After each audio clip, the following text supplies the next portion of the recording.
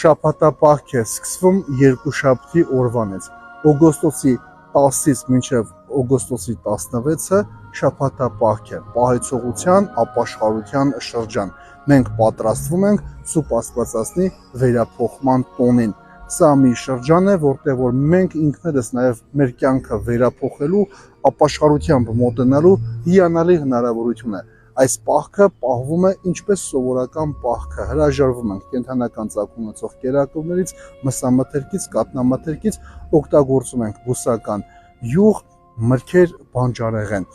Այս պահքը նաև մեզ պետք է օգնի, որ մենք կարողանանք պայքարել մեղքի դեմ, կառավարել մեր միտքը եւ ուրախ սրտով դիմավորել Աստվածածնի վերափոխման տոնը։ Բարի պահեցողություն բոլորիս, այս տեսանյութն էլ կարող ես ուղարկել քեզ ծանոթ բոլոր պահող բարեկամներին